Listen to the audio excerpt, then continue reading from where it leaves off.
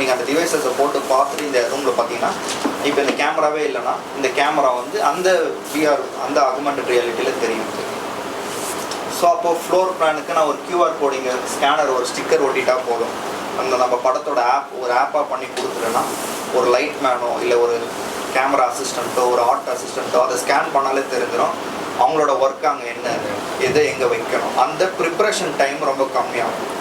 இது சொல்லணும்னா ஒரே நாளில் எல்லா டெக்னாலஜி சொன்னால் நிறைய போயிட்டே இருக்கும். அதனால் இங்கே வந்திருக்க நீங்கள்லாம் வந்து உங்களுக்கு வந்து இப்போ நான் என்ன சொல்ல வரேன்னா இந்த ஏஐ இமேஜ் ஜென்ரேஷன் பற்றி எப்படி பண்ணுறது பார்ப்போம், வீடியோ ஜென்ரேஷன் எப்படி பண்ணுறது பார்ப்போம். ஸோ ஸ்டோரி போர்டு அந்த க்ரியேட்டிவிட்டி சார்ந்த ஆர்ட்டாக உங்களுக்கு என்னென்ன தேவை ஏஐலேருந்து எடுத்துக்கலாமோ அதை மட்டும் இப்போ பார்ப்போம். இன்னொரு சந்தர்ப்பம் கிடச்சிதுன்னா அதில் ஒவ்வொன்றத்தை பற்றியுமே ஒரு நாள் எடுக்கலாம்.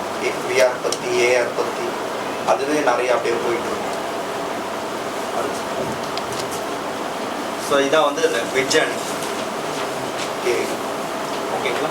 இது இப்போதைக்கு வந்து உங்களுக்கு சப்ஸ்கிரிப்ஷன் காஸ்ட் தான் இருக்குது. $30 per month, $60 per month. So அதான் சொன்னேன் 3000 6000 ரேஞ்சிலேருந்து 10,000 அந்த மாதிரி ரேஞ்சில் பர் மந்த் இருக்குது. ஆனுவல் பேக் இருக்குது, இந்த மாதிரி நிறைய இருக்குது. ஸோ எந்த ஏஐயாக இருந்தாலும் அந்த ப்ரோம்ப்ட் பண்ணுற விஷயம் வந்து சேம் தான். நம்ம என்ன அதுக்கிட்ட கேட்கணுங்கிறது, என்ன மாதிரி கேட்டால் அதுக்கு புரியுங்கிறது. ஸோ அது ஒரு உதாரணத்தோடு உங்களுக்கு சொல்லி புரிய வைக்கணும்னா இப்போ வந்து ஒரு குழந்தை இருக்குது. ஒரு அப்பா வந்து அந்த குழந்தை என்ன பண்ணுறாரு, ஒரு கடலுக்கு கூட்டிகிட்டு போய் காட்டுறாரு ஒரு நைட் டைமில். இதான் நிலா, இதுதான் கடல், அலை எப்படி இருக்குது, அந்த காலை அந்த அலையில் வச்சா என்ன நடக்கும், அலைனாலே வந்து திரும்ப போகும். இதெல்லாம் அந்த குழந்தை அங்கே தான் பார்த்து கற்றுக்கும். பார்த்து கற்றுக்கிறது இல்லாமல் உணரவும் செய்யும். நம்மளோட ஐம்புலன்கள்லேருந்தும் அதை உணர முடியும். ஆனால் ஏஐக்கு ஆர்டிஃபிஷியல் இன்டெலிஜென்ஸ் நம்ம கொடுத்துருந்தாலும் அதால் உணர முடியாது.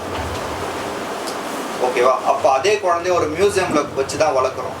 அதை வெளியிலே கூட்டிகிட்டு போனதில்லை. கடல்னா வெறும் இமேஜை தான் காட்டுறோம், ஒரு 2D ஃபார்மேட்டில், 3Dயாக கூட காட்டல. அப்போ அது கடல்னா நிறமாக தெரியும். அது வந்து கடல்னா நீளமாக இருக்கும், அலைனா இப்படி இருக்கும், நிலானா அதோட ஃபங்க்ஷன் என்னன்னு அதுக்கு தெரியாது.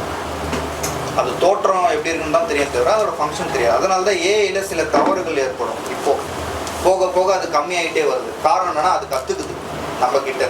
அதனால தான் இந்த பப்ளிக் பிளாட்ஃபார்முக்கு இவங்களாம் ஏன் ஃப்ரீயாக கொடுத்தாங்கன்னா நம்ம கொடுக்குற ப்ரோம்ப்டை வச்சு அது கற்றுக்கணும். நம்மளோட ப்ரோம்ப்டிங் ஸ்டைல் என்ன, நான் எதை பற்றி தொடர்ந்து கேட்குறேன் அப்படிங்கிறது அது புரிஞ்சுக்கிட்டு அதுக்கேற்ற மாதிரி அது கொடுக்குற மாதிரி டிசைன் பண்ணியிருக்காங்க. இது ஏன் ஆர்டிஃபிஷியல் இன்டெலிஜென்ஸ் சொன்னாங்கன்னா அதுதான். இன்டெலிஜென்ஸ்னாலே யாரும் பிறக்கிறப்பவே அப்படியே கற்றுக்க போகிறது கிடையாது. நான் என்னை பொறுத்த வரைக்கும் மனிதனோட மூளை கூடவே ஒரு ஆர்டிஃபிஷியல் இன்டெலிஜென்ஸ் தான். பிறக்கிறப்பவே நம்ம கற்றுக்கிறது இல்லை. ஒவ்வொருத்தரோட இன்டெலிஜென்ஸும் மாறுபடுது இல்லை. அப்போ காரணம் என்ன, நம்ம